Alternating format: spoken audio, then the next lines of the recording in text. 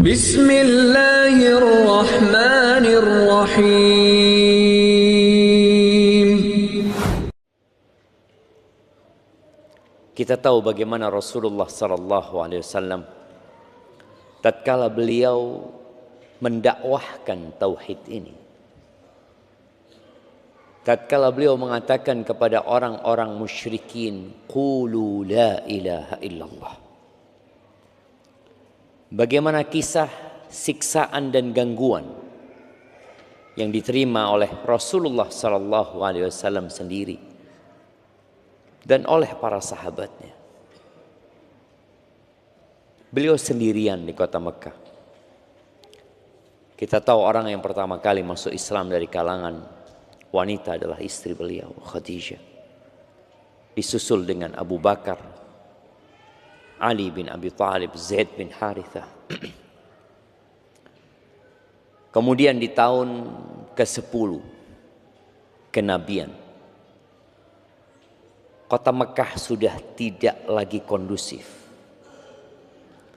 Setelah meninggalnya Khadijah, meninggalnya Abu Talib, siksaan kaum Quraisy semakin menjadi-jadi. Akhirnya beliau berangkat ke Taif. Tidak berhenti menyampaikan agama Allah, walaupun ternyata di Taif yang ada gangguan. Bahkan beliau dilempari batu. Kaki beliau berdarah-darah. Padahal beliau adalah manusia terindah yang pernah menginjakkan kakinya di muka bumi. Akhirnya beliau balik lagi ke kota Mekah.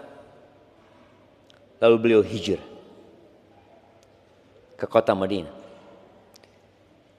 Bayangan orang-orang musyrikin, cahaya Islam ini akan padam. Dan mereka berusaha dengan segala upaya untuk melakukan itu. Terjadi perang Badar di bulan Ramadan. Ana mau tanya nih, yang bukan mahasiswa, kalau mahasiswa tahu jawabannya. Ana mau tanya yang bukan mahasiswa, tanggal berapa terjadi perang Badar itu, dan berapa jumlah pasukan musuh, dan berapa jumlah pasukan umat Islam, dan berapa yang terbunuh dari kalangan kaum musyrikin? Nah, siapa yang mau jawab? Tanggal berapa? Tanggal 2. Tahun 2. Tanggalnya bukan 2. Tahun kedua Hijriah, betul. Tapi tanggalnya bukan. Nah, ada usaha dari Bapak. Siapa?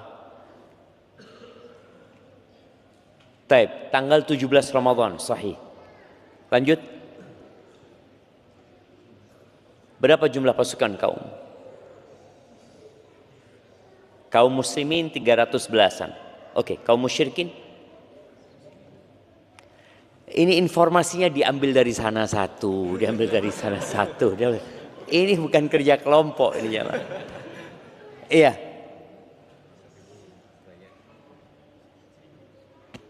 Jumlah kaum musyrikin 1000. Oke, betul. Berapa yang terbunuh dari kaum musyrikin?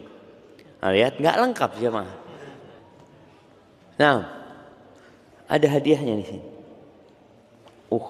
Kayaknya dikasih sembako untuk jemaah. Tapi kalau sembako ini bisa dibagi-bagi kayaknya. Taib, mau ngelengkapi. Terus gimana cara pembagian hadiahnya? Di sini bulan dan tahunnya, di sini jumlah pasukannya. Antum menyebutkan yang terbunuh dari kaum musyrikin. Berapa yang terbunuh? 70-an. Dan yang ditawan 70 orang. Dari kaum muslimin yang terbunuh ya likuran lah. Sebutkan coba. Nanti kalau sudah selesai kajian antum maju ke depan, hadiahnya diambil nanti jamaah. 3 orang nih jamaah ya. Karena mereka akan bagi hadiah bertiga. Tapi subhanallah kita lihat, Allah berikan kemenangan kepada kaum muslimin. Yang mungkin kaum muslimin ada kebanggaan lah, ada kegembiraan. Tapi ternyata di tahun ketiga Hijriah, perang Uhud kalah umat Islam. Di tahun kelima Hijriah datang pasukan musyrikin dengan membawa 10.000 prajurit yang siap perang. Subhanallah. Saat itu umat Islam dalam kondisi yang menakutkan. Nabi alaihissalatu mengatakan kepada mereka saat beliau memecah batu dalam penggalian parit itu, bahwa Romawi akan ditaklukkan, Persia akan ditaklukkan. Aku melihat istana-istana yang ada di Madain, Yaman akan takluk. Semua umat Islam yakin bahwa apa yang disampaikan Nabi alaihissalatu akan menjadi kenyataan. Tapi orang-orang munafik berbeda. Mereka mengatakan, gimana sih?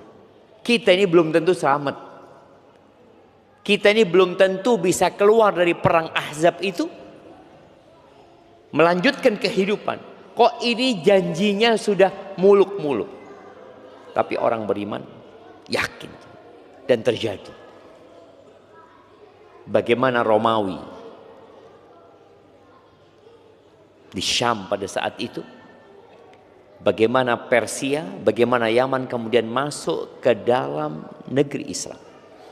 Konstantinopel, Nabi berjanji, la tuftahunnal Qustantini, benar-benar akan ditaklukkan Konstantinopel itu. Walaupun peristiwanya setelah 800 tahun lebih, tapi terjadi. Maka bagi kaum muslimin,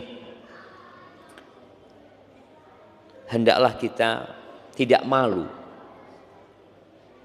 untuk mengangkat kepala kita lalu mengatakan, ana muslim, ana muslim. Allah akan menangkan agama ini. Tapi butuh perjuangan dan kesungguhan serta pengorbanan umat Islam. Kita akan masuk ke bulan Ramadan. Allahumma ballighna Ramadan. Bulan yang tadi di situ terjadi perang Badar. Perang pertama mungkin yang menjadi penentu yang membedakan antara al-haq dan al-batil. Allahumma salli wa sallim ala abdika wa rasulika Sayyidina wa maulana Muhammadin wa ala alihi wa ashabi ajma'in, amma ba'd. Jamaah rahimakumullah, bagaimana kita menyambut Ramadan? Kita melihat ada keanekaragaman umat Islam di berbagai penjuru dunia dalam menyambut bulan Ramadan ini. Tapi kalau kita melihat bagaimana Rasulullah SAW menyambut Ramadan, sepertinya itu yang harus kita contoh. Itu yang harus kita lestarikan. Yang perlu kita lakukan dalam menyambut bulan Ramadan ini, ya bergembira. Nabi SAW bagaimana beliau menanamkan kegembiraan di hati para sahabat. Atakum Ramadan, datang nih bulan Ramadan nih. Syahr mubarak, bulan yang penuh dengan berkah. Pintu-pintu surga dibuka, pintu-pintu neraka ditutup, setan-setan dibelenggu. Tiap malam akan ada yang menyeru kepada kebaikan, ya baghiyal khair aqbil. Wahai orang yang ingin kebaikan, ayo nih. Allah siapkan bulan itu. Wa ya baghiyasy syarr, bagi orang yang ingin berbuat jahat, ya masih ada kadang-kala kita keinginan berbuat dosa, aksir, udah tahanlah engkau, berhenti gitu. Dan di bulan Ramadan itu ada vonis bebas dari api neraka. Semua orang yang ada di sini dan semua orang yang ada di bagian akhwat sana dan semua manusia yang ada di muka bumi ini baik yang sudah mati atau yang akan dilahirkan, semuanya punya tempat di neraka. Ada tempat anak, tempat antum, ada. Neraka itu cukup untuk seluruh umat manusia dan surga itu cukup untuk seluruh umat manusia. Di malam-malam Ramadan, atau di hari-hari Ramadan, ada al-itqu minan nar. Ada pembebasan dari api neraka. Gembira tidak tatkala kita mendengar hal itu? Di Ramadan ada satu malam yang lebih baik dari 1000 bulan. Siapa yang umurnya 1000 bulan? Ada yang kasih hadiah. Jemaah, 1000 bulan itu kira-kira 83 plus 4 bulan. Siapa yang umurnya 83 tahun plus 4 bulan? Sepertinya orang yang umurnya segitu, kalau dia masih hidup, ada sebagian yang sehat, ada sebagian yang sudah sakit-sakit, udah gak produktif lagi. Tadi subuh ada kawan datang, dia mengatakan, Ustaz, ibu ana sudah mulai pikun, Ustaz. Udah mulai pikun. Artinya ada kondisi ketika umur lanjut itu nggak produktif lagi. Nih satu malam lebih baik daripada beramal selama 1000 bulan. Umur umat Nabi Muhammad SAW nggak panjang, 60 sampai 70, dan yang lewat sana sangat sedikit sekali. Tapi itu ada di bulan Ramadan. Tatkala kita tahu ada bonus itu, apa yang akan kita lakukan? Allahumma ballighna Ramadan. Kita akan berdoa, ya Allah, sampaikan aku ke bulan Ramadan, sampaikan aku ke 10 hari terakhir, dan berikan kepada aku Lailatul Qadar. Itu bagi orang yang punya visi ke depan. Di bulan Ramadan ini yang gembira siapa jemaah? Yang gembira karena urusan dunia. Pedagang. Pedagang itu malah senengnya di 10 hari terakhir ya. Apakah pemandangan ramainya pasar itu ada di masa Nabi SAW?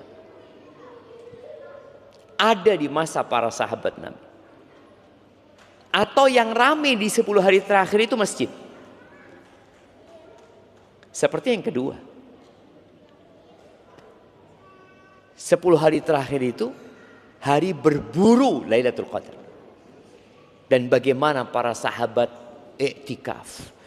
Istri-istri Nabi iktikaf. Mereka bukan iktikaf kalong kayak kita jemaah ya. Kebanyakan kita iktikafnya kalong. Berangkat malam pulang pagi. Mereka iktikafnya 10 hari full. Enggak kerja. Apa enggak cukup bekerja selama 350 tahun? Apa enggak cukup? Kalau kita berpikir, aku wis kerja 350 tahun kerja. Gimana? Oh, tahun, hari. 350 hari ya. Mungkin enggak 350 hari ya. 344 hari atau 45 hari. Bekerja. Kemudian 10 hari ini apa enggak bisa aku cuti? Enggak bisa aku fokus untuk mendapatkan yang satu malam lebih baik dari 1000 bulan. Loh, tapi kan nggak wajib Ustadz. Ya sudah, kalau bicara nggak wajib ini kita kalau ketemu sama ahli fikih susah. Ustadz ini ilmunya kalah sudah. Kan nggak wajib. Iya. Emangnya hatam Quran wajib Ustadz? Oh enggak. Emangnya sholat taraweh wajib? Enggak. Emangnya ngasih berbuka orang puasa wajib? Tidak. Apalagi? Yang mau ditanya lagi jamaah. Enggak. Tapi kalau kita bicara berapa banyak urusan dunia yang sunnah aja enggak kita lakon. Enggak ada sunnahnya. Makruh iya. Mubah. Kita cinta dengan hal itu. Sedangkan Allah mau bagi-bagi pahala sama kita. Lalu kita katakan enggak wajib. Oh, bagi yang mau memang. Bagi yang mau. Di surga itu ada derajat yang banyak sekali. Kata Allah Azza wa Jal, walikullin darajatun mimma amilu. Semua itu derajat itu tergantung amalan. Orang masuk surga dengan rahmat Allah Azza wa Jal, penentuan derajat itu disebabkan amal-amal yang kita kerjakan. Maka ahibati fillah, bergembiralah yang pertama. Malam ini sudah malam 10. Iya. 10 Sya'ban. Malam 10 Sya'ban berarti kita tinggal 20 hari lagi. Coba antum pikirkan apa yang ana persiapkan untuk 20 hari ini untuk menghadap Ramadan. Hal yang terpenting yang perlu kita persiapkan adalah motor kita harus bagus. Orang kalau dikatakan, antum mau kemana? Anda mau ke Jakarta. Cek dulu mobilnya. Iya, olinya sudah ganti, udah. Taib. Mesinnya bagus. Rodanya baru. Berangkat. Dan ketika berangkat hati antum nyaman. Kenapa? Karena semua sudah dicek. Tapi kalau antum berangkat ke Jakarta, ya apa? Ban 40%. 40% ke Jakarta antum. Gelondong nanti. Seperti itu. Terus oli sudah cair. Oli sudah cair. Aki masih bagus. Tapi plus dorong. Itu apa sih? Antum mau berangkat ke Jakarta dengan kondisi seperti itu. Yang dikhawatirkan nggak nyampe. Sampai Surabaya ditowing ke Jember. Mobil antum nantinya. Untuk menghadapi Ramadan ini loh, kita harus benar-benar genak motor kita. Dan motor penggerak itu hati. Yang kata Nabi SAW, di tubuh kita itu ada satu organ. Kalau dia sehat, dia bagus, semuanya bagus. Tapi kalau dia rusak, semuanya rusak. Apa? Jantung kita nih. Ini malam 10. Terus malam 11, malam 12, malam 13, malam 14, malam 15. Malam nisfu Sya'ban. Kalau bicara malam nisfu Sya'ban ini, ada banyak cerita, ada banyak riwayat yang mungkin dikenal di masyarakat sehingga mereka merayakan nisfu Sya'ban itu dengan berbagai macam ritual. Ada yang kemudian sholat khusus di malam harinya, puasa khusus di tanggal 15-nya. Namun ternyata kalau kita melihat penjelasan para ulama tentang hadis-hadis berkaitan dengan nisfu Sya'ban ini, rata-rata dhaif dan palsu. Berkaitan dengan amalan khusus. Ada yang sahih tapi ternyata yang disahihkan oleh sebagian ulama. Hadis ini diriwayatkan oleh Al-Imam At-Tabrani, Ibnu Hibban dan Ibnu Majah dan disahihkan oleh sebagian ulama di antara Syekh Albani rahimahullahu taala dari Mu'ad bin Jabal radhiyallahu anhu, anna an-nabiy sallallahu alaihi wasallam qala, bahwa Nabi alaihi salatu wasallam bersabda, yattali'u Allah ila khalqihi fi lailatin nisfi min Sya'ban. Allah itu memandang kepada hamba-hambanya di malam nisfu Sya'ban. Fayaghfiru li jami'i khalqihi. Allah mengampuni untuk seluruh makhluknya kecuali dua. Yang bisa jawab anda kasih hadiah. Nah, pelaku kesyirikan, qati'ur rahim, pemutus silaturahim. Oke, nggak apa-apa, kita kasih hadiahnya. Mana hadiahnya mau dikasih? Apa itu? Oh, nah, kayaknya satu. Iya, jazakallah khair, fadlan kasih kepada antum ya. Bagi-bagi sama saudara antum. Iya, dua yang tidak diampuni, musyrik wa musyahin.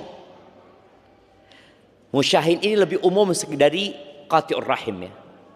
Qati'ur rahim itu memutus rahim. Musyahin ini orang yang menyimpan dendam, dengki sama saudara, nggak harus kepada kerabatnya. Kalau qati'ur rahim kan berkaitan dengan kerabat saja. Tapi musyahin ini orang yang di hatinya ada kedengkian, kemudian dia tidak bertegur sapa dengan saudaranya, sesama muslim, bukan kerabat. Itu nggak diampuni sama Allah SWT. Yang Allah lihat itu adalah hati. Jadi kita harus persiapkan hati kita dari segala ketergantungan kepada selain Allah, percaya dengan khurafat ya. Kemudian hal-hal yang merusak keikhlasan kita, syirik besar, syirik kecil ditinggalkan, kemudian kedengkian sama saudara kita. Itu semua akan melemahkan kita dalam beramal. Dan ternyata di bulan diangkatnya amalan ini, tuh dua orang nggak diampuni. Innallaha la yanzuru ila suwarikum. Allah tuh nggak ngelihat kepada rupa kalian. Sebagian kita sibuk dengan rupanya, sibuk dengan mau masuk Ramadan cukur supaya ganteng kata dia. Dah dilihat gitu loh sama Allah itu. Wala yanzuru ila amwalikum, enggak lihat loh amal apa harta kalian, enggak dilihat. Pakai mobil apa ke sini? Enggak dilihat sama Allah. Pakai motor apa? Jamnya apa mereknya? Oh, cincinnya berapa hari? Enggak dilihat sama Allah SWT. Wa inna ma yanzuru ila qulubikum wa a'malikum, yang dilihat tuh hati kalian. Dan subhanallah, kita yang duduk di sini menyimpan sesuatu di hati kita yang sebelahnya nggak tahu. Tapi Allah tahu. Boleh jadi ada kedengkian dan iri, ada keinginan balas dendam, yang itu akan membuat antum jadi lemah dalam perjuangan. Maka tolong bersihkan dengan bertobat kepada Allah Azza wa Jalla, membersihkan hati kita, memperkuat amal kita insyaallah. Tapi sebelum kita lanjutkan, antum sudah kenal dengan kanan kiri antum? Enggak lagi. Setiap kajian ustadznya harus ngiling. Tapi memang ya seperti itu manusia jemaah. Nabi SAW itu di masa Nabi SAW pernah beliau itu ngomong, nyampaikan sebuah hadis. Jadi ada orang datang, Assalamualaikum. Kata Nabi SAW, asyrah, 10 kebaikan nih orang ini. Datang lagi, Assalamualaikum warahmatullahi, isyrun, 20. Assalamualaikum warahmatullahi wabarakatuh, 30. Habis Nabi nyampaikan itu alaihi salatu, ada sahabat pergi nggak salam jemaah. Ya kata Nabi SAW, ya Allah baru saja disampaikan, kata Nabi SAW. Sudah hampir lupa gitu loh. Lalu Nabi alaihi salatu mengatakan, yang terakhir itu tidak lebih penting daripada yang pertama. Jadi salam itu ketika datang dan ketika pergi gitu loh jemaah. Cuma tadi bagaimana sahabat Nabi lupa jemaah. Dan antum sudah kenal belum? Antum kenal sama yang kanan antum? Enggak, antum? Loh dia ngarep soft pertama enggak kenalan jemaah. Yuk kenalan kabeh jemaah. Kenalkan nama, dari mana, apa profesinya.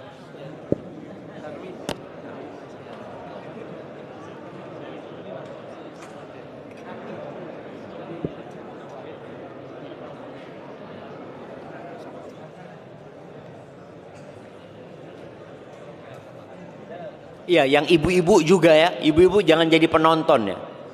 Makanya ibu-ibu kalau datang itu jangan pernah duduk sama yang kenal. Ngobrol nanti. Jadi usahakan kalau datang kajian itu pisah sama kawannya. Iya, yang ini satu geng ini enggak boleh ini. Satu sana, satu sini, biar tambah temennya.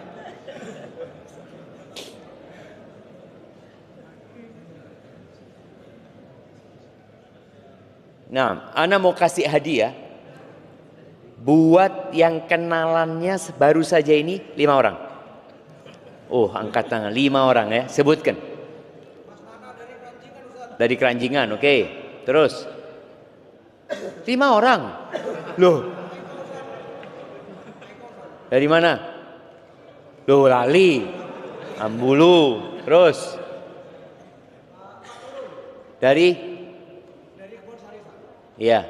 Kemudian loh, pertanyaan 5 telu. 5. Iya, 5. Loh, 5 orang yang kenal. Pertanyaannya kenal 5 orang barusan. Loh. 1 orang toh enggak 5. Enggak ada kan jemaah? Oke, 4. Ini 3 ini barusan cuma 4. Yang bisa nyebutkan 4 baru kenal ya. Baru, ojo gengnya enggak. Kenalan, baru kenalan saat ini jemaah. Enggak ada kan jemaah? Yang 3 mau dikasih? Enggak, kurang 2. Harus lebih semangat. Iya, ibu-ibu. Ibu-ibu, ada mic di sana ibu-ibu. Yang kenal 5. Baru hari ini kenalnya. Silakan. Belum? Taib 4, kita kurangi 1. 4.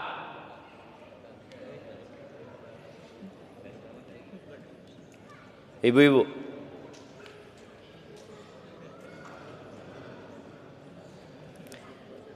Taib. Berarti masih belum ada. Taib ahibati fillah. Oh, ada. Naam, tafadhal.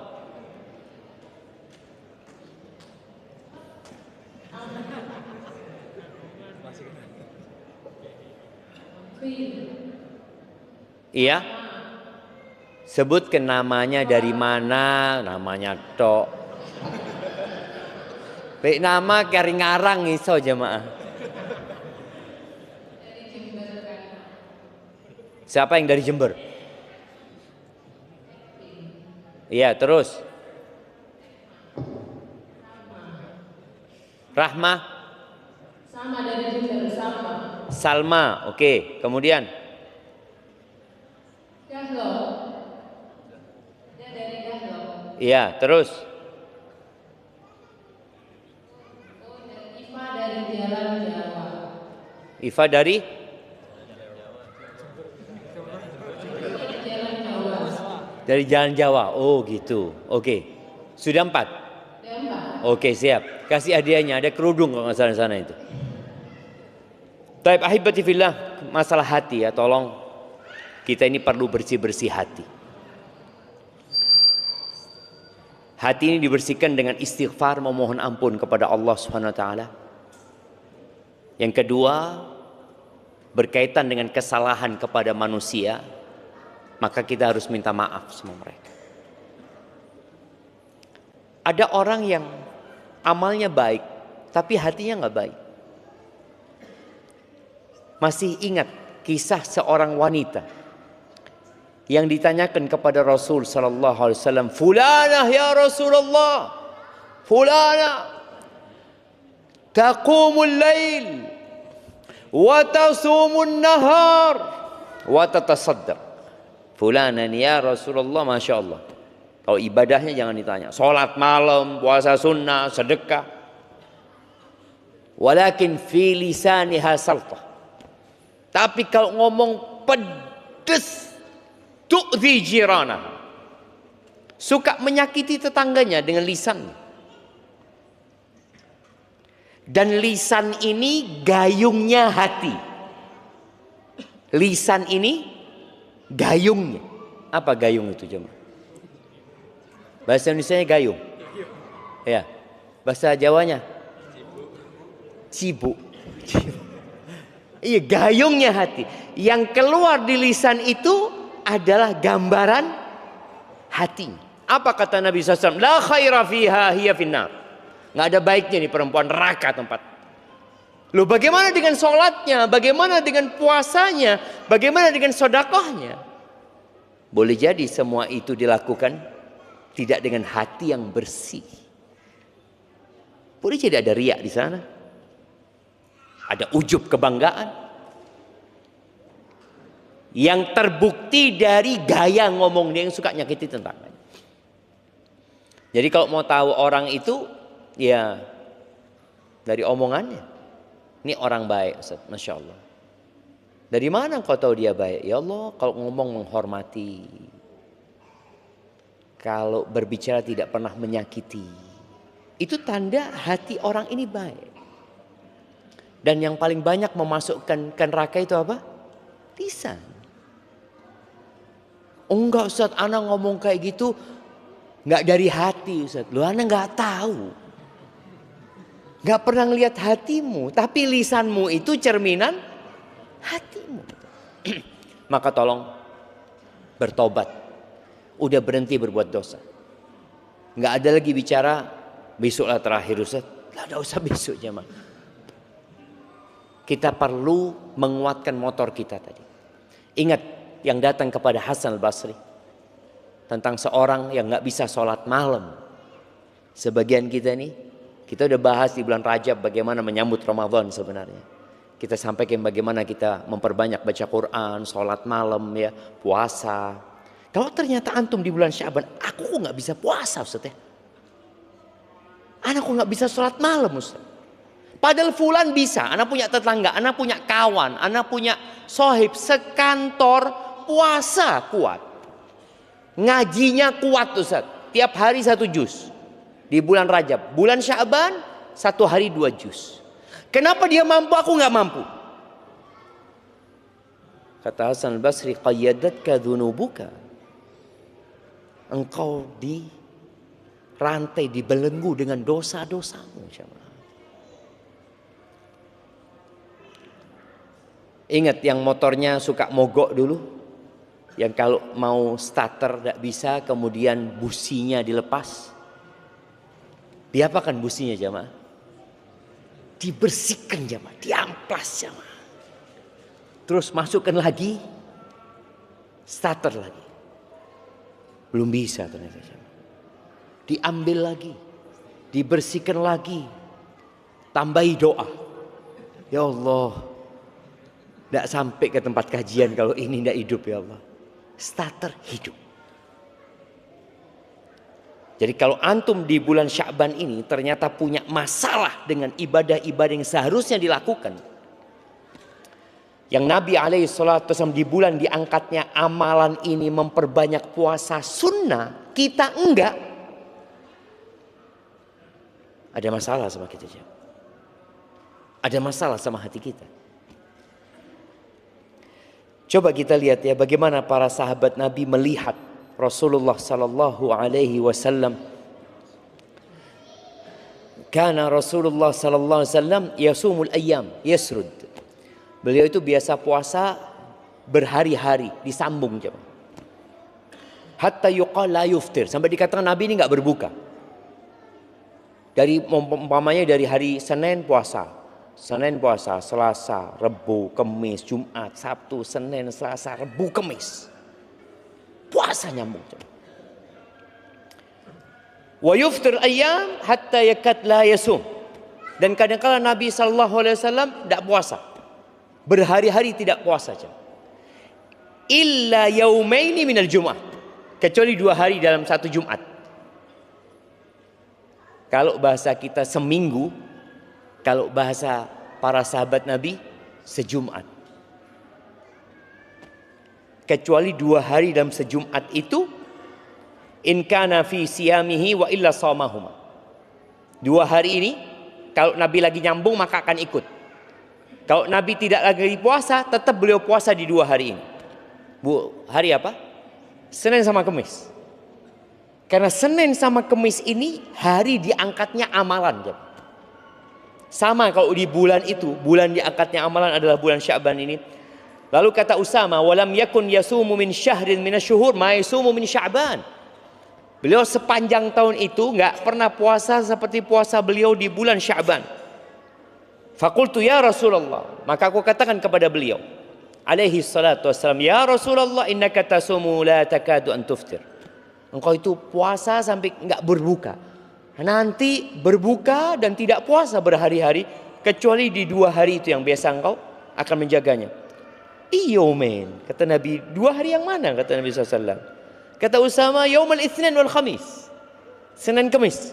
Jaga terus Nabi SAW. Lalu Nabi SAW mengatakan, dhanika yaumani, itu 2 hari amal itu dipaparkan kepada Allah Rabbul Alamin. Wa uhibbu an yurfa'a au an yu'rada amali wa ana shaim. Aku ingin amalanku diangkat dalam kondisi aku puasa. Jadi amalan pekanan, amalan Jumatan itu diangkatnya hari Senin sama Kamis. Beliau ingin diangkat dalam kondisi berpuasa. Terus Sya'ban. Kenapa? Dzaka syahrun yaghfalun nasu anhu. Bulan Sya'ban itu bulan yang dilalaikan oleh manusia. Posisinya antara Rajab dan Ramadan. Kita sudah bahas bagaimana para sahabat Nabi itu mengagungkan Rajab dan Ramadan. Mereka mengagungkan, dan boleh jadi di Rajab mereka juga memperbanyak puasa, memperbanyak ibadah di sana. Terus Sya'ban mungkin sebagian orang berpikir istirahat. Persiapan Ramadannya dengan istirahat. Istirahat loh Ustaz. Entah lagi mau Ramadan kita. Harus makan yang benar di bulan Sya'ban. Orang lalai dengan bulan Sya'ban. Padahal mereka, para sahabat Nabi radhiyallahu taala anhum, mereka hafal dengan bulan-bulan Islam. Oke, Anda mau tanya. Antum sebutkan bulan-bulan Islam. Nah,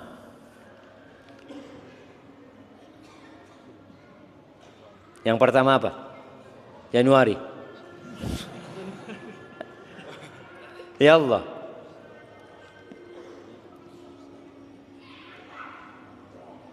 Nasid jaruhu. Nah, yang sebelahnya. Antum. Muharram. Langsung Rajab. Muharram, Rajab, Sya'ban. Ya hendaklah. Habis Muharram apa? Jumadil Ula. Belakangnya. Muharram, Safar, Rabiul Awal, Rabiul Akhir, Jumadal Ula, Jumadal Akhirah, Rajab, Sya'ban, Ramadan, Syawal, Dzulqa'dah, Dzulhijjah. Masya Allah. Kasihkan ini ke sana tak apa jemaah? Masya Allah. Iya, ada cara menghafalnya katanya. Cara menghafal bulan-bulan itu, tapi itu buat anak-anak jemaah ya. Kalau bapak-bapak ini caranya itu Musa, Roro, Juju, rasa-rasa Juju, Zuzu, rasa-rasa Zuzu, bukan Juju. Musa, Rara, Juju, Rasa, Zuzu. Hafal. Musa, Muharram, Safar. Rara, Rabiul Awal, Rabiul Akhir. Juju, Jumadal Ula, Jumadal Akhirah. Rasa.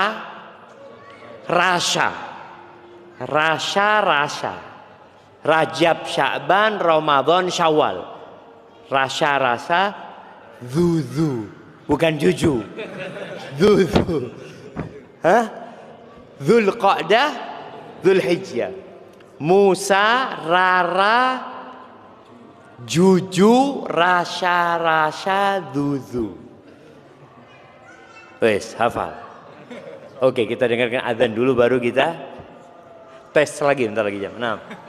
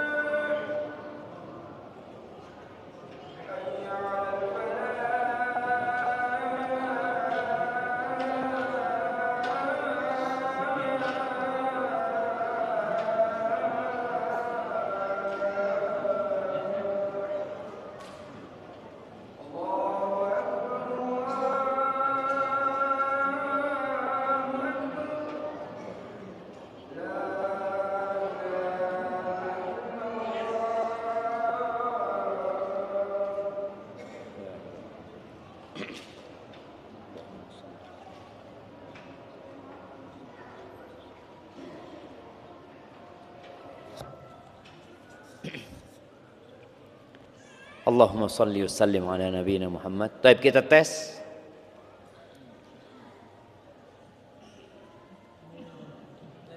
Ya.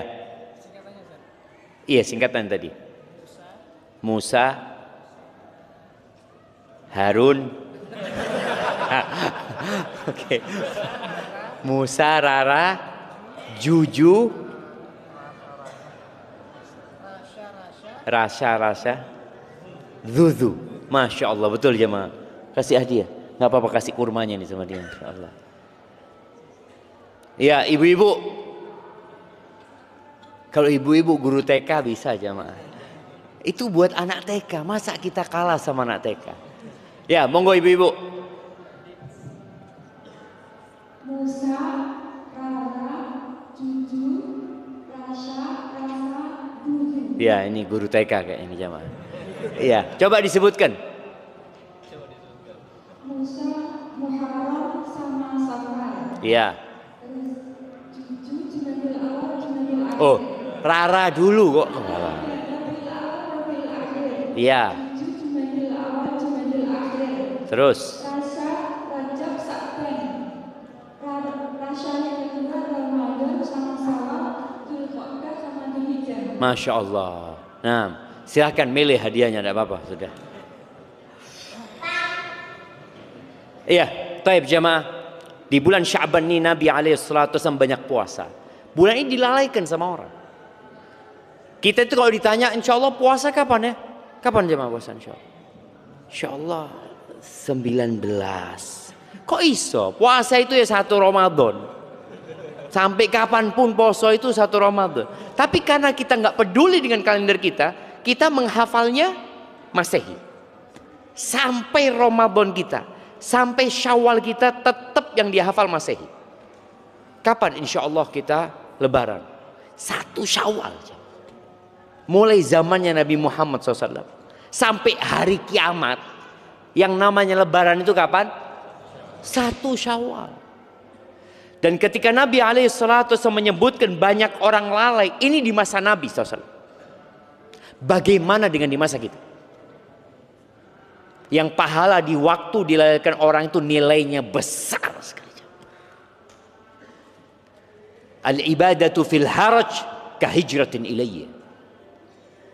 Ibadah di waktu-waktu orang lalai, sibuk cari dunia, ini itu seperti hijrah kepada aku, kata Nabi SAW. Salat duha yang paling utama itu kapan? Hina tarmudul fisal. Yang dikatakan salatul awabin, salatnya orang-orang yang kembali kepada Allah. Itu bukan jam 7, bukan di awal siang, bukan. Tapi ketika anak onta mulai kepanasan.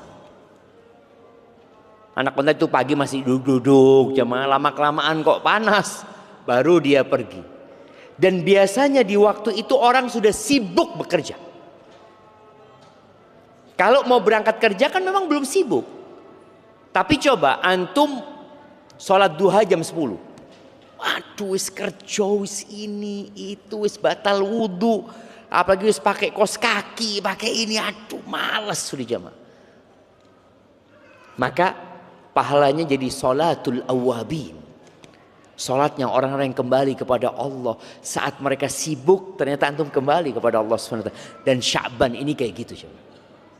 Dan di bulan Sya'ban itu diangkatnya amalan. Dan aku ingin, kata Nabi SAW, ayyurfa'a amali wa ana sha'im. Aku ingin diangkat amalanku dalam kondisi aku puasa. Baik, sebutkan 3 keutamaan puasa. Masih ada hadiahnya. Nah, 3 keutamaan puasa. Fadhal, 3. Ada 10 mungkin jamaah. Yang sudah angkat tangan tadi tidak lagi. Nah, 3 keutamaan puasa. Baik, ibu-ibu. Karena masih banyak hadiahnya ibu-ibu itu. Ibu-ibu, kenapa Nabi SAW kok beliau ingin diangkat amalannya dalam kondisi puasa gitu? Ada apa dengan puasa ini?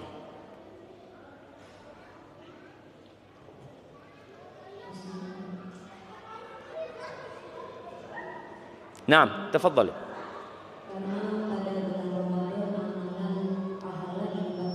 Bukan di Ramadan ya, di Sya'ban. Puasa sunnah di bulan Sya'ban. Bukan puasa Ramadan.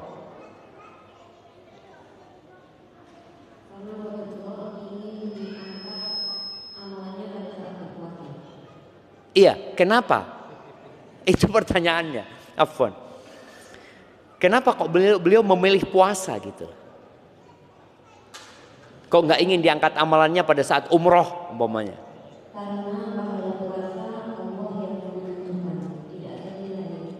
Masya Allah. Iya, itu satu. Yang kedua,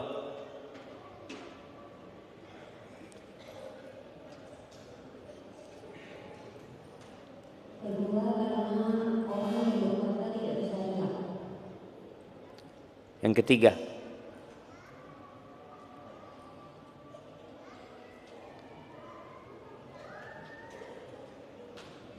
nah, nggak apa-apa, 2 aja nggak apa-apa sudah.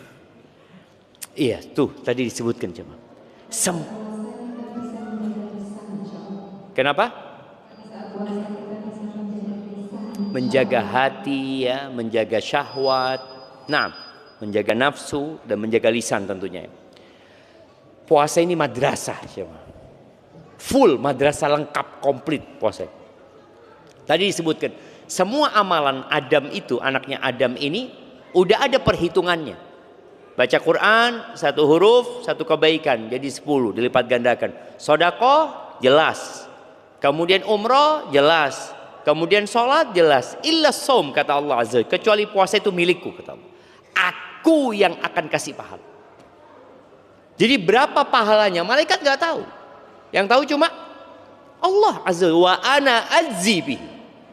Yada'u ta'amahu wa syarabahu wa syahwatahu min ajli. Ini orang meninggalkan yang halal.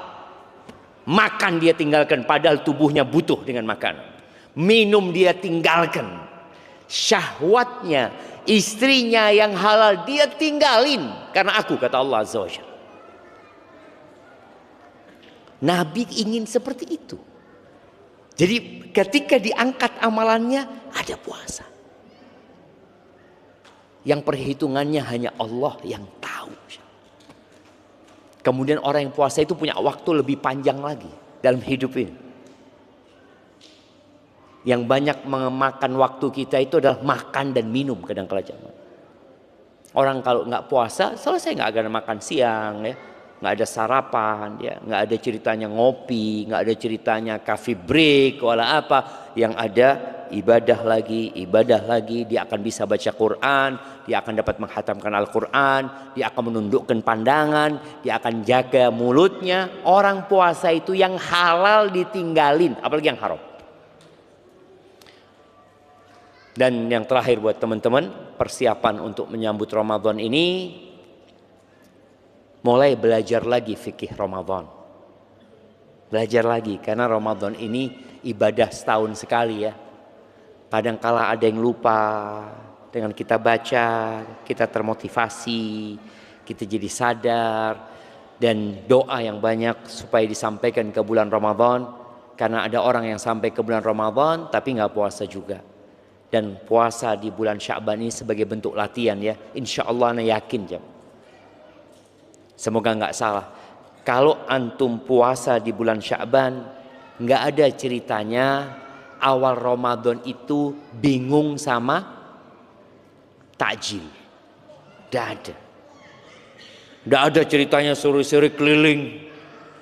Kemana? Golek bengi. Di mana bengi digolek jemaah?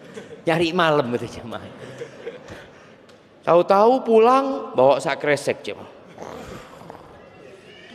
Gorengan, petulo, apa lagi? Kolak, es campur, es degan, ketan. Semua mau dia makan. Habis asar atau 1 jam sebelum waktu adzan itu sudah nunggu di meja makan. Insya Allah dilihat dibolak-balik. Enak iki kok jemaah. Kalau dia biasa puasa di Sya'ban nggak akan mikir itu. Adzan pun dia mungkin sedang mandi. Tapi orang yang tidak pernah puasa itu jam dibolak-balik jam. Aneh yo. Kok suwi sih Imam? Karena dia nggak biasa puasa sunnah. Tapi kalau dia biasa puasa sunnah, dia bisa habis asar dia duduk ngaji. Katanya ada doa yang mustajab buat orang yang berbuka. Dia banyak baca doa, nggak mikir makan. Dan orang yang biasa puasa di bulan Sya'ban, kalau nggak sahur di Ramadan, bingung. Nggak bingung. Karena puasa sunnah itu nggak harus niat di malam hari. Nabi SAW kadang-kala pagi hari tanya ke rumah istrinya, ada yang bisa dimakan nggak ada? Kalau gitu aku puasa. Sahur itu sunnah, nggak wajib. Tapi orang yang tidak pernah puasa, ketika tidak sahur di Ramadan, apa yang terjadi? Sak kampung tahu. Aku tidak sahur jemaah. Cerita kabeh jemaah. Status ini aku tangi pas azan jemaah. Ini loh. Ini karena dia nggak pernah puasa sunnah gitu loh. Tapi ketika dia biasa puasa sunnah, sahur ya biasa, buka ya biasa. Kenapa Nabi SAW minum air terus sholat? Kok bisa? Kita bisa. Nggak bisa. Kita minum tok Ustaz, sembayang mikiri makanan Ustaz. Kan katanya daripada mikir makan ketika sholat lebih baik makan mikirin sholat gitu loh. Ini wis makan, wis komat, tak apa-apa sudah. Timbang saya mikiri makanan. Itu tadi, gas terus gitu ya. Maka jadi lemah. Jadi ketika seharusnya dia kuat di bulan Ramadan, tarawih tidak kuat. Nah tadi, di bulan Sya'ban mulai antum sholat malam. Mulai. Usahakan antum 11 rakaat. Sudah dimulai. Sholat sunnahnya tadi 40 rakaat kalau bisa. 11 rakaat sholat malam, rawatibnya 12 rakaat plus 17, 40 rakaat. Dijaga, direncanakan. Mampu apa tidak? Kita itu nggak mau, bukan nggak mampu. Antum punya waktu. Antum kalau sudah pegang handphone 1 jam bisa scrolling. Ketika datang ke dokter diperiksa, Masya Allah sehat antum punya ini. Karena sering bergerak. Yang lainnya ada bergerak jemaah. Maka tolong direncanakan, dimulai semua ibadah yang akan dilakukan di bulan Ramadan. Usahakan di bulan Sya'ban sudah dimulai. Muqaddimah nih, sudah latihan. Iktikaf, mulai iktikaf. Nih mahasiswa nih. Yang nggak pulang, dia punya waktu iktikaf. Sudah, iktikaf. Nggak harus puasa ya. Tapi kalau bisa antum puasa, sahurnya minum air, selesai di masjid, nanti buka baru pulang mom ya. Barakallahu fikum.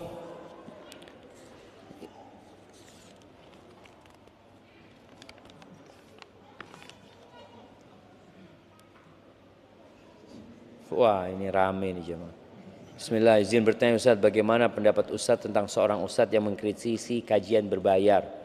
Apakah pendapat pribadi Ustaz tersebut bisa dijadikan hujah dan rujukan? Yang pertama, hujah itu adalah qala Allah, qala Rasul ya. Kalau bicara ini pendapat, ya pendapat, nggak ada masalah seorang berpendapat dan boleh jadi dia menyimpulkan hal itu karena ada pertimbangan-pertimbangan ya, seperti itu. Nggak ada masalah. Jadi antum jangan anti kritik. Ketika antum dikritik, itu menjadi bahan untuk introspeksi diri kita. Boleh jadi memang kita salah. Boleh jadi dia yang benar. Jadi ada masalah-masalah yang ada ruang untuk pendapat di antara para ulama, para asatidzah, hendaklah berlapang dada menghadapi hal itu dan selalu berbaik sangka. Berbaik sangka dengan yang mengkritik dan berbaik sangka dengan yang dikritik. Dengan cara itu insya Allah kita akan tetap menghargai dan menghormati para asatidzah. Barakallahu fikum.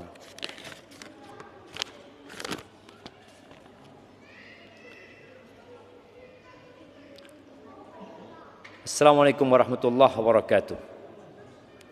Ahsanallahu ilaik ya Ustaz. Ana sedang bersedih hati melihat kondisi abi ana yang sudah tidak pernah nampak di majelis ilmu di kampung halaman. Pernah ana ajak dan tanyakan kenapa tidak mau lagi hadir ke sana. Beliau beralasan orang yang hadir di masjid tersebut belum tentu merubah akhlaknya menjadi lebih baik. Ditambah lagi beliau malah kecanduan bermain TikTok, scroll, live dan segala macam yang mungkin tidak ada faedahnya. Kita lihat jemaah ya, setan itu terkadang dia membisikkan 99 pintu kebaikan yang dia maksudkan yang ke-100 yang keburukan. Jadi bayangkan bagaimana abahnya anak ini, dia nggak mau kajian karena belum tentu berubah ya. Tapi ternyata dia sibuk dengan TikTok, dengan ini tidak ada masalah gitu. Ini yang perlu kita waspadai dalam menghadapi bisikan-bisikan syaitan ya kepada kita. Antum kadang-kala malas datang kajian, kenapa? Ana datang kajian Ustaz, nggak ada yang salam sama ana Ustaz. Betul loh jemaah, ada yang seperti itu. Ada teman yang cerita, dia ngomong, Ustaz, ana pertama datang kajian Ustaz di Surabaya, ana datang sama istri ana, dia cerita. Waktu itu di masjid, ada masjid besar, ramai Ustaz. Ana duduk di tengah-tengah lautan manusia itu, ana di WA sama istri ana. Ada yang nyapa antum, ada yang nyapa anti, kata dia. Gak ada, kata dia. Nafsi-nafsi. Nah, itu yang terjadi kadang-kala gitu. Menyebabkan orang akhirnya nggak suka datang kajian. Apa sih yang menghalangi antum untuk mengatakan assalamualaikum, kaif halak? Ana dari sini, antum dari mana? Gitu. Apa yang menghalangi? Bid'ah. Apanya yang bid'ah aja mah? Titik bid'ah gitu kan. Malah kita dianjurkan untuk ketika berjumpa untuk mengucapkan salam dan bersalaman gitu loh. Itu sunnah yang kita tinggalkan. Lalu kita mengaku ahlus sunnah wal jamaah. Pertanyaannya Ustaz, bagaimana sikap kami sebagai anak terhadap perilaku abi, dan bagaimana memujuknya agar kembali ke majelis ilmu dan meninggalkan hal-hal yang tidak berfaedah tersebut? Dan apakah benar perilaku beliau merupakan sikap puber kedua? Syukran Ustaz. Oh, tak puber kedua jamaah. Ya, ahibati fillah. Apa sikap anak? Sikap anak terhadap orang tua yang seperti ini, yang pertama mendoakan. Yang kedua, kalau bisa ketemu. Artinya ini kan di kampung, anaknya boleh jadi ada di tempat lain, anaknya di Jember. Kalau kita kasih nasihat pakai surat, ya nggak apa-apa. Antum tulis surat sama orang tua, jangan WA ya. Tulis surat yang di print, kirimkan ke orang tua pakai pos, biar dibaca, biar enak bacanya. Kalau memang berjauhan. Apa yang disampaikan? Sampaikan kepada orang tua tentang kecintaan antum sama orang tua. Yang kedua, ucapan terima kasih kepada orang tua. Yang ketiga, permohonan maaf karena belum bisa berbakti secara maksimal. Yang keempat, harapan. Nah, di keempat inilah yang antum sampaikan berkaitan dengan orang tua tadi. Sampaikan tentang keutamaan majelis ilmu. Di majelis ilmu itu apa saja keutamaannya gitu loh. Setelah disampaikan keutamaan majelis ilmu, kemudian bicara tadi masalah waktu, di mana modal orang hidup itu waktu. Kalau ayah menghabiskan waktu dengan hal-hal yang tidak berguna, apa manfaatnya buat ayah gitu loh. Mungkin seperti itu. Jadi sharingnya itu tidak ngasih tahu, tapi ngajak orang tua untuk berpikir. Semoga dengan cara seperti itu Allah berikan hidayah. Bismillah, izin bertanya Ustaz, apakah boleh melanjutkan makan sahur sementara adzan subuh sudah berkumandang dengan alasan agar tidak mubadzir? Enggak apa-apa sampai zuhur sekalian jam.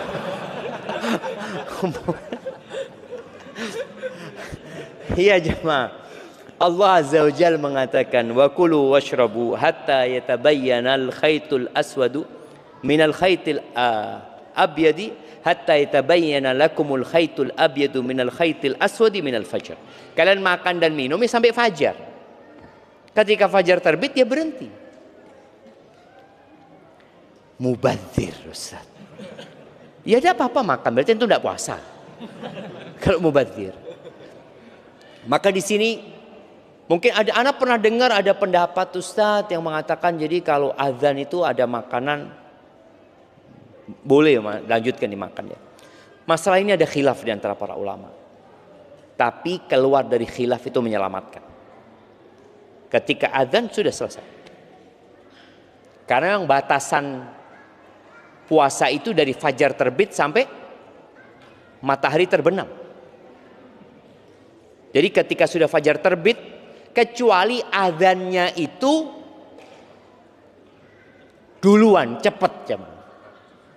Ana kalau nggak salah sudah, Ana membaca kalau nggak salah ada pernyataan resmi dari Muhammadiyah yang menyatakan bahwasanya waktu subuh Indonesia itu kecepatan 8 menit ya. Kalau nggak salah seperti itu ya, mereka sudah menetapkan seperti itu. Itu bisa menjadi bahan pertimbangan kalau memang benar seperti itu. Dan semoga pemerintah juga mengakomodir hal itu. Jadi kalau ternyata azannya itu kecepatan, maka nggak apa-apa kita makan dan minum karena memang belum masuk waktu subuh. Sebagaimana antum itu kalau berbuka jangan ngelihat yang azannya paling cepat. Kita itu lihat masjid kono, enakan melok masjid kono. Loh, padahal belum terbenam mataharinya.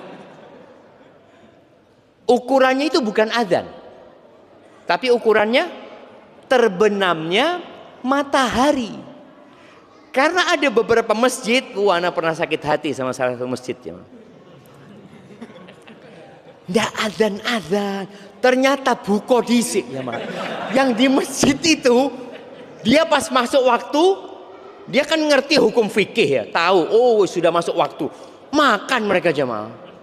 Kita yang di rumah nunggu udah adzan-adzan seperti itu.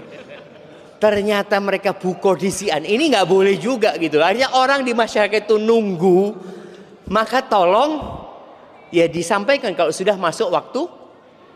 Boleh yang adzan itu minum dulu, kalau sudah masuk waktu ya dia minum kemudian dia adzan karena sudah masuk waktu seperti itu. Jadi ingat, harus dipastikan kita dianjurkan mensegerakan berbuka kalau sudah pasti. Kalau ragu tunda. Seperti itu. Barakallahu fiik. Ini ada pertanyaan terakhir. Mohon saran untuk kami agar mudah untuk memaafkan orang lain. Karena hati saya sulit untuk memaafkan dan seringkali ada dendam terhadap kesalahan-kesalahan orang lain meskipun itu orang tua kita. Jazakallahu khairan. Ahibbati fillah. Siapa yang tidak pernah mengecewakan orang lain? Masih ada hadiahnya.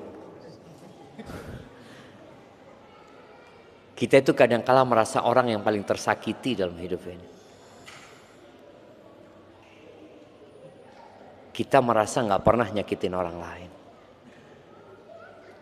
Kalau sudah bicara orang tua, apalagi ibu kita itu punya kebaikan dan bapak kita punya kebaikan, yang kita lupa dengan kebaikan itu karena memang kita nggak punya memori di sana. Buat para wanita ya khususnya, yang mungkin dia dikecewakan sama ibunya, kemudian ya ada ibu yang pilih kasih kadang-kala sama salah satu anaknya, bapak juga seperti itu, akhirnya dia jadi nggak suka sama ibunya. Ketahuilah, ibumu pernah mengandungmu 9 bulan yang kau nggak tahu.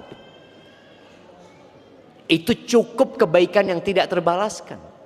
Ketika proses melahirkan, dia berpotensi mati ketika itu dan tetap dia lakukan. Kemudian menyusui ya. Jadi cara kita memaafkan orang lain, yang pertama melihat kebaikan orang lain. Semua orang punya kebaikan. Yang kedua melihat kepada diri kita. Kita ini berbuat salah terus-terusan ya, sama Allah Azza wa Jalla. Berapa banyak orang yang kita sakiti namun kita nggak sadar. Yang boleh jadi nanti pada hari kiamat, ketika antum di sidang, kita tahu ada orang yang pada hari kiamat datang membawa pahala sholat, membawa pahala sodako, pahala ibadah yang lainnya. Udah orang ini punya pahala banyak jam. Tapi ternyata yang nuntut dia banyak. Ternyata salah satu yang nuntut istrinya sendiri. Bayangin jam. Yang nuntut anaknya sendiri. Yang nuntut muridnya sendiri mungkin. Yang nuntut tetangganya sendiri, datang dia nuntut. Tahu-tahu pahala yang antum kumpulkan selama ini habis ya man. Maka kita disuruh memaafkan orang lain agar orang itu nanti memaafkan kita juga, agar Allah memaafkan kita. Jadi tatkala antum disakiti sama orang, antum harus tahu ana banyak berbuat salah. Makanya Abu Bakar Siddiq ini sahabat yang paling top nomor 1 yang dijamin masuk surga. Dan dia pernah disakiti dengan sesuatu yang membuat Abu Bakar nggak mau memaafkan. Putrinya dituduh berzina. Dan yang menyebarkan isu itu sepupunya Abu Bakar sendiri. Yang tiap bulan atau tiap waktu dikasih santunan sama Abu Bakar. Gara-gara itu Abu Bakar bersumpah tidak mau memaafkan Mistah. Lalu Allah tegur. Wala ya'tali ulul fadli minkum was-sa'ati an yu'tu ulil qurba wal masakina wal muhajirina fi sabilillah falya'fu wal yasfahu ala tuhibbuna an yaghfirallahu lakum. Kata Allah, jangan sampai itu ada orang-orang yang Allah kasih rizki lebih, Allah kasih keluasan rizki, kemudian dia bersumpah tidak mau ngasih, sumpah Abu Bakar, kerabatnya tidak mau ngasih, kerabatnya orang miskin, orang yang muhajir fi sabilillah, Mistah itu. Hendaklah mereka memaafkan, udahlah nggak usah dikasih hukuman atas kesalahannya itu, sudah dilupakan. Lalu Allah katakan, ala tuhibbuna ayyaghfirallahu lakum, apakah kalian nggak suka diampuni sama Allah SWT? Kata Abu Bakar, bala, iya ya Allah, aku ingin diampuni ya Allah. Abu Bakar merasa punya salah, maka dengan itu Abu Bakar memaafkan dan bersumpah tidak akan pernah mencabut santunan yang diberikan kepada Mistah.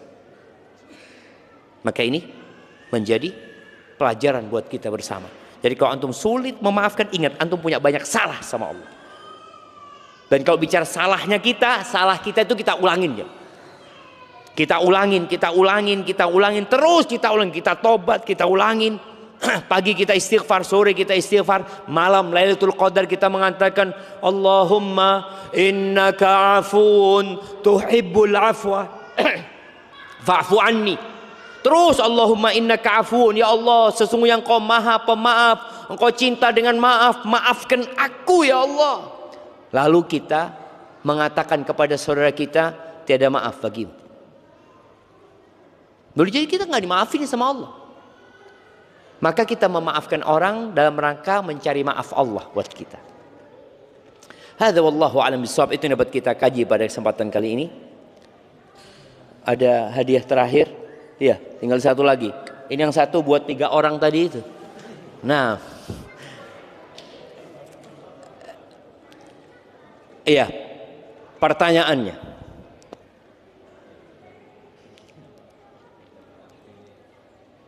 sebutkan 5 keutamaan Ramadan.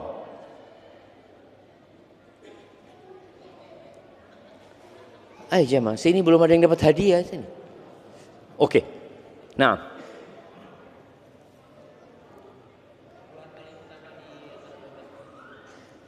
bulan yang paling utama, keutamaannya apa? Keutamaan yang ditanya.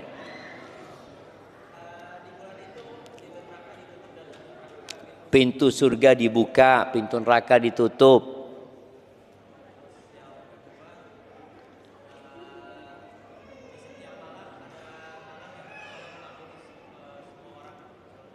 Ada pembebasan dari api neraka. Ya.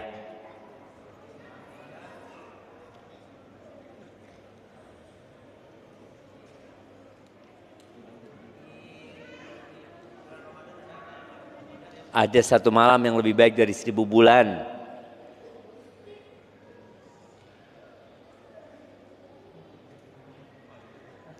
Terus setan dibelenggu.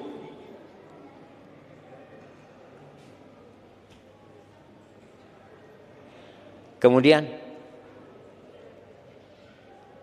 umrah di Ramadan seperti berhaji bersama Rasulullah. Masya Allah, kasihkan hadiahnya. Taib, ibu-ibu masih ada hadiahnya? Masih ada kayaknya. Taib, pertanyaan buat ibu-ibu.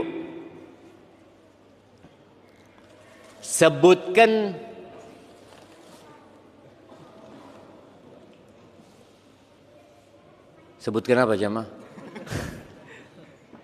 Iya.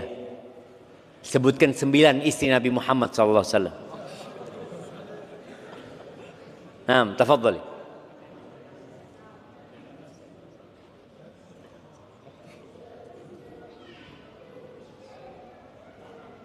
Naam. Ada yang hafal?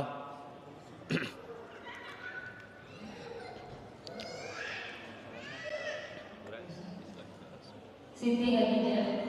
Siti. Iya, enggak apa-apa. Siti Khadijah itu dari Sayyidati yang naam, tafadhal. Khadijah radhiyallahu anha. Naam. Saudah, Aisyah, Zainab, Ummu Salamah, Zainab, binti Jahsin, Juwairiyah, sama Ummu Habibah. Sudah. 9. Iya Ustaz. Oke, nggak apa-apa, kasih hadiahnya sudah siapa. Kurang 1 kayaknya. Enggak apa-apa lah. Sofia. Ada Sofia, ada Hafsah ya. Barakallahu fiik. Semoga Allah mudahkan. Dan ada kalau masih tersisa satu hadiah lagi buat yang paling tua di sana. Mak-mak paling tua. Ada enggak? Yang umur 84? 70? Ada apa enggak? Yang paling tua? Udah ketemu? 64 Ustaz. Paling tua 64. Ada yang lebih? 66. Ada yang 66. Ada yang lebih? Oke, yang 66 sudah ya. Jazakallahu khair, subhanakallahumma bihamdika asyhadu an la ilaha illa anta astaghfiruka wa atubu ilaik. Wassalamualaikum warahmatullahi wabarakatuh.